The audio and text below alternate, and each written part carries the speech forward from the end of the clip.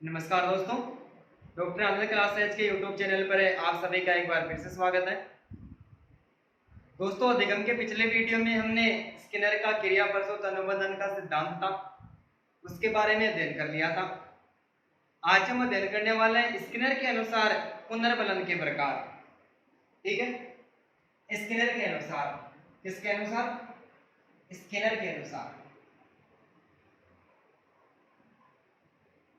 Skinner के अनुसार। ठीक है, कि स्किनर ने जो क्रिया प्रसूत अनुबंधन का सिद्धांत दिया था, उस सिद्धांत में अपने सिद्धांत पर सर्वाधिक जो महत्व है वो पुनर्बलन पर दिया था।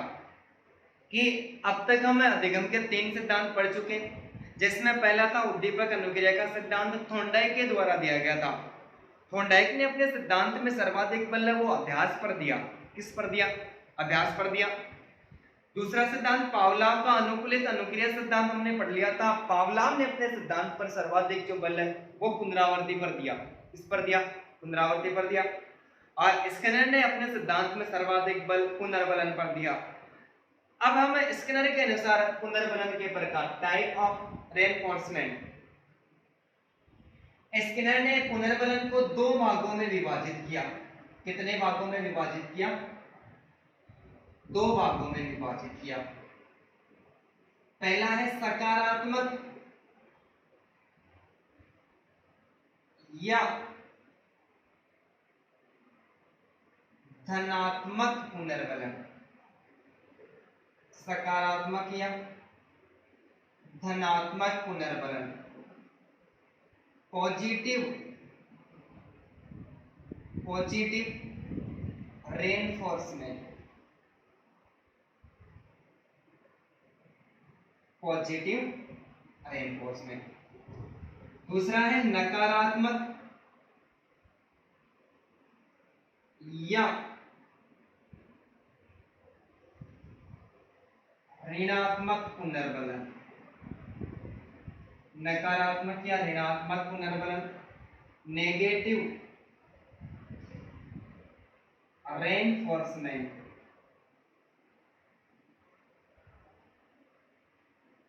Negative reinforcement. ठीक है, स्किनर ने पुनर्बलन को मुख्य रूप से 2 भागों में बांटा, जिसको हम ऐसा कह सकते हैं कि पहला है जो सकारात्मक या धनात्मक पुनर्बलन, पॉजिटिव रेनफोर्समेंट, और दूसरा नकारात्मक या ऋणात्मक पुनर्बलन अर्थात नेगेटिव रेनफोर्समेंट।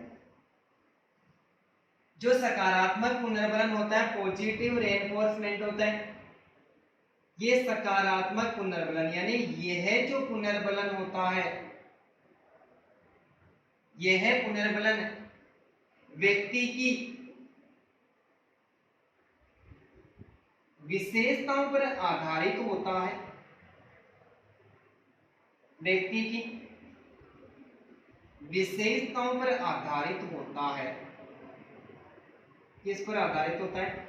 व्यक्ति की विशेषताओं पर आधारित होता है, जिसे व्यक्ति अनुभव के द्वारा प्राप्त करता है। अनुभव द्वारा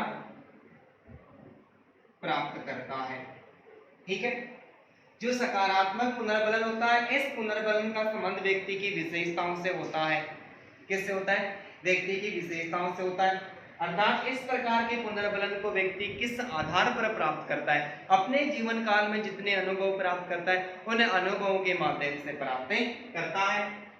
अर्थात हम ऐसा कह सकते हैं कि सकारात्मक पुनर्बलन होता है, ये व्यक्ति के लिए शुद्ध होता है। ये इस प्रकार का उद्दीपक होता है कि ये व्यक्ति के लिए शुद्ध होता है, अर्थात सुख प्रदान करने वाला होता है।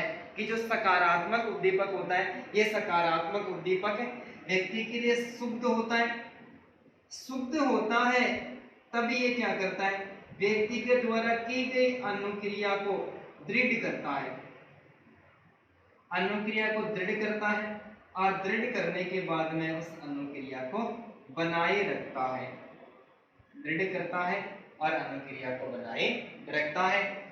कि सकारात्मक पुनर्बलन है, ये व्यक्ति की विशेषताओं पर आधारित होता है कि व्यक्ति के जन्म लेने के बाद में जितना बढ़ती हुई आयु के साथ में वो बढ़ता जाता है और अपने जीवन काल में जितने प्रकार के अनुभव प्राप्त कर लेता है, उन अनुभवों से उसका संबंध होता है। और ये जो पुनर्बलन है व्यक्ति की जिस प्रकार की विशेषता होती है, जिस आधार पर वो कार्य करता है, अनुक्रिया करता है, उस अनुक्रिया के अनुरूप उसको क्या प्राप्त होता है, पुनर्बलन प्राप्त होता है। ये पुनर्बलन व्यक्ति के लिए शुद्ध होता है और अनुक्रिया को दृढ़ करता है कि जिस कार्य से करने से, जिस कार्य को करने से हमें संतुष्टि होती है, सुख मिलता है, वो क्या होती है, उस कार्य के प्रति हम अनुक्रिया बार बार करते हैं। और ये जो अनुक्रिया है वो क्या करता है, अनुक्रिया को दृढ़ करता है। और दृढ़ करने के बाद में प्राणी उस विषय वस्तु के प्रति अनुक्रिया करता ही जाए, उस अनुक्रिया को एकदम बनाए रखता है। जैसे सकारात्मक पुनर्बलन के अंदर जैसे शिक्षक के द्वारा दिया गया पुरस्कार है, या फिर बालक की गई प्रशंसा है, या फिर विशेषताओं में भोजन करना, पानी पीना, भोजन करना, पानी पीना, ये सारी की सारी स्थितियां क्या मानी जाती है, ये सकारात्मक पुनर्बलन के अंतर्गत मानी जाती है। कि पुरस्कार और प्रशंसा, पुरस्कार और प्रशंसा व्यक्ति अपने काल में, ये व्यक्ति की विशेषता होती है कि वो किस प्रकार का कार्य कर रहा है। ये जो पुनर्बलन है, जैसे पुरस्कार और प्रशंसा है, ये व्यक्ति की विशेषताओं पर आधारित है। और ये जो विशेषता किस आधार पर प्राप्त की, अपने अनुभव के बालक ने अच्छा कार्य किया, अच्छी अनुक्रिया की और अच्छा अनुभव प्राप्त किया, तब उसे क्या मिला, पुरस्कार मिला या फिर उसे प्रशंसा प्राप्त हुई। अब ये जो पुनर्बलन है, यानी पुरस्कार और प्रशंसा, इस प्रकार का पुनर्बलन है, ये व्यक्ति को सुख प्रदान करता है। यानी इससे पुरस्कार मिला, व्यक्ति को संतुष्टि, प्रशंसा की गई, तो भी बालक को क्या हुई, संतुष्टि हुई। तो ये शुद्ध, ये जो उद्दीपक होता है, ये जो पुनर्बलन होता है, ये बालक के लिए शुद्ध होता है, संतुष्टि प्रदान करता है, ये अनुक्रिया को दृढ़ करता है और बनाए रखता है। कि जब कक्ष में कोई बालक है किसी भी पर्सन का आंसर बता देता है, शिक्षक उसकी प्रशंसा करता है और उसको पुरस्कार करता है, तो उसकी अनुक्रिया उस विषय वस्तु के प्रति कैसी हो जाती है, एकदम दृढ़ हो जाती है। और उसी अनुक्रिया को बालक बार बार करता है, हमेशा के लिए बनाए रखता है, अर्थात बालक प्रेरित हो जाता है। तो इस प्रकार का जो पुनर्बलन होता है उसे क्या कहते हैं, सकारात्मक पुनर्बलन कहते हैं। ठीक है। नकारात्मक जो पुनर्बलन होता है, नकारात्मक पुनर्बलन व्यक्ति के लिए शुद्ध नहीं होता है। क्या नहीं होता है, ये शुद्ध नहीं होता है, शुद्ध नहीं होता है। कि व्यक्ति को पुनर्बलन तो मिलता है, लेकिन पुनर्बलन स्वयं की इच्छा के द्वारा किए गए कार्य से नहीं मिलता है, जबरदस्ती उस व्यक्ति से कोई कार्य करवाया जाता है, या किसी डर या फिर भय के माध्यम से, कोई डर लगा रहता है या फिर भय बना हुआ रहता है, तो डर या भय के कारण व्यक्ति क्या करता है, कार्य करता है और उस पर पुनर्बलन मिलता है, तो वो पुनर्बलन कैसा होता है, वो नकारात्मक पुनर्बलन होता है। ये जो पुनर्बलन है, ये व्यक्ति के शुद्ध नहीं होता है, तो यह पुनर्बलन व्यक्ति के लिए अपीय, दुग्ध या फिर पीड़ादायक होता है। कैसा होता है, पीड़ादायक होता है, पीड़ादायक होता है। कि नकारात्मक या ऋणात्मक पुनर्बलन नेगेटिव रेनफोर्समेंट है, ये बालक को सुख प्रदान करने वाला नहीं होता है। इस प्रकार के पुनर्बलन से बालक को कभी भी संतुष्टि की प्राप्ति नहीं होती है। ये पुनर्बलन बालक के लिए अप्रिय होता है, दुख देने वाला होता है और पीड़ादायक होता है। ऐसा कह सकते हैं कि बालक स्वयं की इच्छा से कार्य नहीं करता है, उसके ऊपर कोई बाहरी दबाव डाला जाता है या फिर कोई भय पैदा किया जाता है। दबाव या भय के कारण यदि वो कोई कार्य करता है और उस कार्य पर दबाव और भय के कारण कोई कार्य करता है, कैसे करता है कार्य, या तो वो दबाव या फिर भय के कारण कार्य करता है, दबाव और भय के कारण कार्य करता है, और इस कार्य पर यदि पुनर्बलन प्रदान होता है, प्राप्त होता है, तो वो उस बालक के लिए किस प्रकार का पुनर्बलन होता है, वो उस बालक के लिए नकारात्मक पुनर्बलन होता है। जैसे शिक्षक की डांट से बचने के लिए, शिक्षक की डांट से बचने के लिए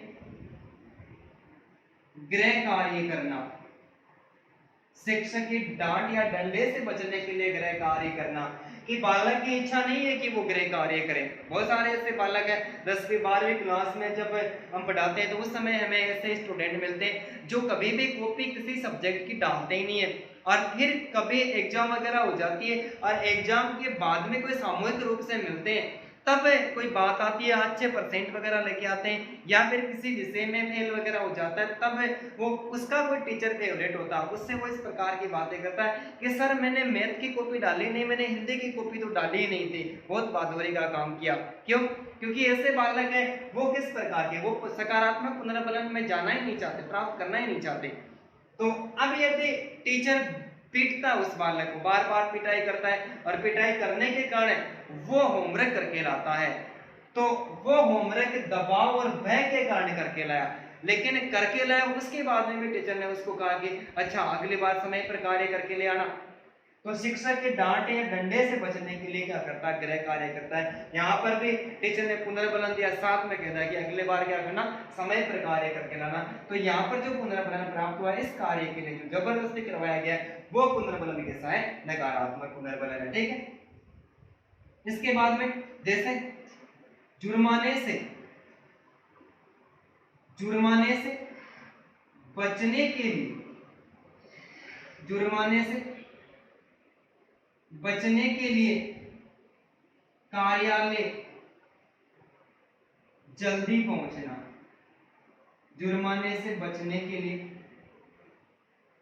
कार्यालय जल्दी पहुंचना। कैसे? कैसे कि कोई कर्मचारी है और कर्मचारी का समय निश्चित किया गया है, ऐसा कि जैसे विद्यालय में एक शिक्षक का समय निश्चित किया है कि 10 बजे एक शिक्षक कक्षा कक्ष में यानी अपने विद्यालय में उपस्थित हो जाना चाहिए, लेकिन 10 बजे नहीं जाकर वो शिक्षक 11 बजे जाता है, या फिर कोई व्यक्ति अपने कार्यालय में 11 बजे नहीं जाकर 10 बजे नहीं जाकर वो 11 बजे जाता है, तब जुर्माना लगाया जाता है। और जुर्माने से बचने के लिए उस व्यक्ति की नीयत नहीं है कि वो कभी विद्यालय में टाइम पर जाए या फिर अपने ऑफिस में वो टाइम पर जाए, वो समय पर क्यों जा रहा है, उस जुर्माने से बचने के लिए। वहां पर जाने के बाद में भी उसको कार्य करना पड़ता है, पुनर्बलन प्राप्त होता है, लेकिन वो कार्य उसे जबरदस्ती करवाया जा रहा है और भय और दबाव के कारण वो कार्य करता है। तो उस कार्य के लिए यदि पुनर्बलन की प्राप्ति होती है तो वह नकारात्मक या ऋणात्मक पुनर्बलन माना जाता है। ठीक है, तो स्किनर ने पुनर्बलन कितने प्रकार के, 2 प्रकार के बताए, जिसमें एक था सकारात्मक या धनात्मक पुनर्बलन जिसको पॉजिटिव रेनफोर्समेंट कहते हैं, और दूसरा नकारात्मक या ऋणात्मक पुनर्बलन। स्क्रीनशॉट लिया इसका एक बार।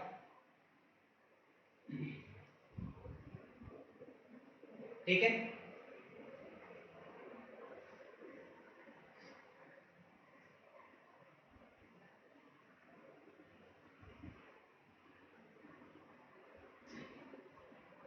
अब हम बात करते हैं स्किनर के अनुसार पुनर्बलन अनुसूची। पुनर्बलन अनुसूची, पुनर्बलन अनुसूची। ठीक है, अब सबसे पहले प्रश्न ये बनता है कि स्किनर ने पुनर्बलन अनुसूची का प्रयोग क्यों किया। तो स्किनर ने पुनर्बलन का आयोजन करने के लिए, क्या करने के लिए, इस पुनर्बलन का आयोजन करने के लिए कि चूहे और कबूतर पर प्रयोग किया, दोनों को पुनर्बलन दिया, लेकिन पुनर्बलन में कितना समय रखा कितना समय नहीं रखा इसकी तो बात हमने पहले सिद्धांत में की नहीं थी।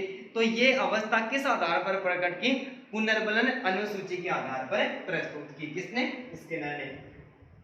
कि पुनर्बलन का आयोजन करने के लिए, क्या करने के लिए, पुनर्बलन का आयोजन करने के लिए स्किनर ने पुनर्बलन अनुसूची का निर्माण किया। किसका निर्माण किया? पुनर्बलन अनुसूची का निर्माण किया। और पुनर्बलन अनुसूची मुख्य रूप से 4 प्रकार की मानी जाती है। कितने प्रकार की? 4 प्रकार की मानी जाती है, जिसमें पहली है निश्चित अनुपात अनुसूची। निश्चित अनुपात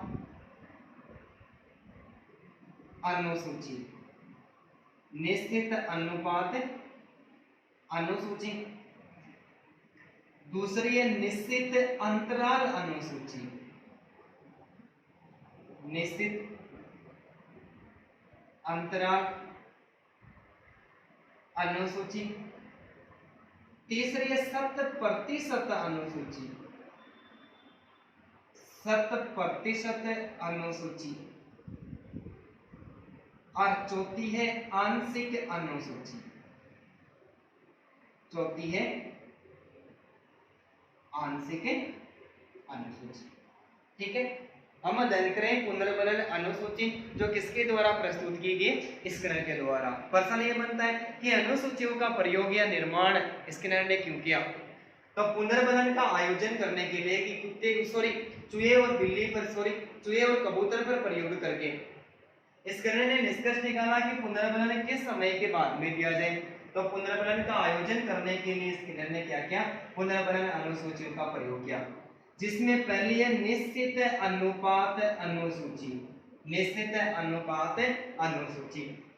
इस अनुसूची में निश्चित रहता है, इस अनुसूची में निश्चित किया जाता है, निश्चित किया जाता है कि पुनर्बलन कितनी बार सही अनुक्रिया, पुनर्बलन कितनी बार सही अनुक्रिया के बाद दिया जाएगा।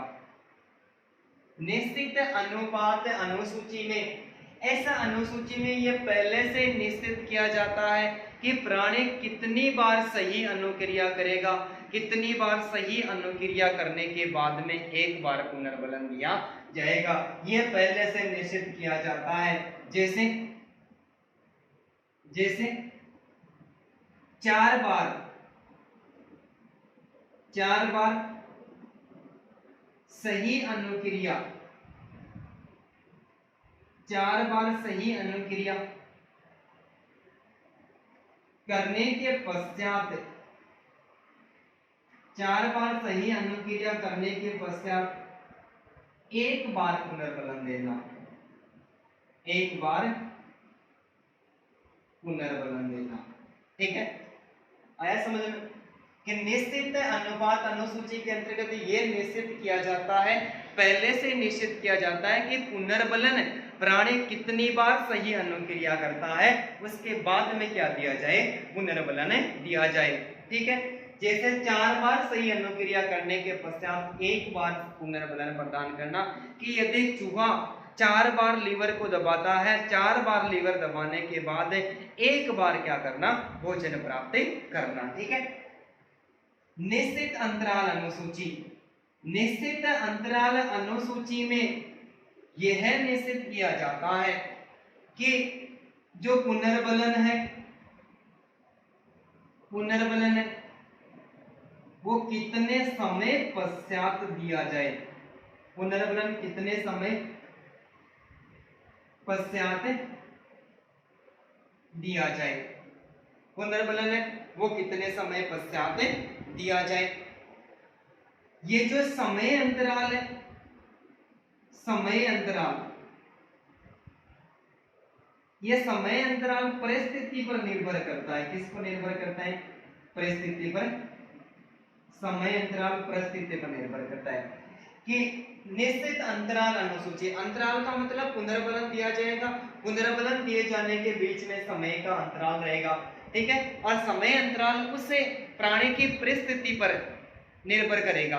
ठीक है, ये जो समय अंतराल है, ये समय अंतराल 1 मिनट का भी हो सकता है, ये 1 घंटे का भी हो सकता है, 1 दिन का भी हो सकता है, 1 सप्ताह का भी हो सकता है, और 1 महीने का भी हो सकता है।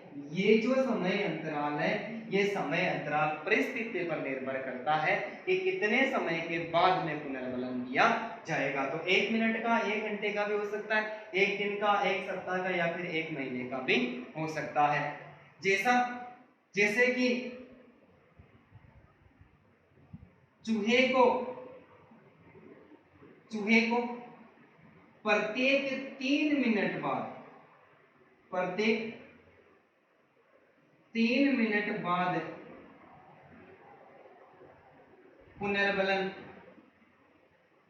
प्रदान करना प्रत्येक 3 मिनट बाद में। समय अंतराल हो गया और एकदम से निश्चित हो गया कि कितने मिनट के बाद में, हर 3 मिनट के बाद में चूहे को क्या दिया जा रहा है, पुनर्बलन दिया जा रहा है। तो इस प्रकार का जो पुनर्बलन होता है वो निश्चित अंतराल अनुसूची के अंतर्गत आता है। तीसरी है 100% अनुसूची।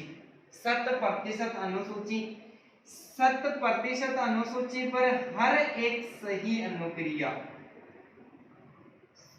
हर एक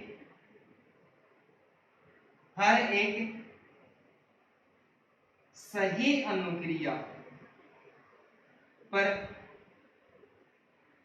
पुनर्बलन प्रदान किया जाता है कि प्राणी एक बार सही अनुक्रिया करता है, एक बार अनुक्रिया सही करता है और तुरंत क्या दिया जाता है, पुनर्बलन दिया जाता है। 100% अनुसूची यानी इस अनुसूची के अंतर्गत हर एक सही अनुक्रिया के बाद में क्या दिया जाता है, पुनर्बलन दिया जाता है कि एक प्राणी 5 बार सही अनुक्रिया करता है, 5 बार अनुक्रिया करता है, 4 बार गलत कर देता है, 5वीं बार में सही करता है, सही करने के बाद में तुरंत क्या दिया जाता है, पुनर्बलन दिया जाता है। 6वीं अनुक्रिया भी वो सही करता है तो 6वीं अनुक्रिया में भी तुरंत क्या दिया जाएगा, पुनर्बलन दिया जाएगा।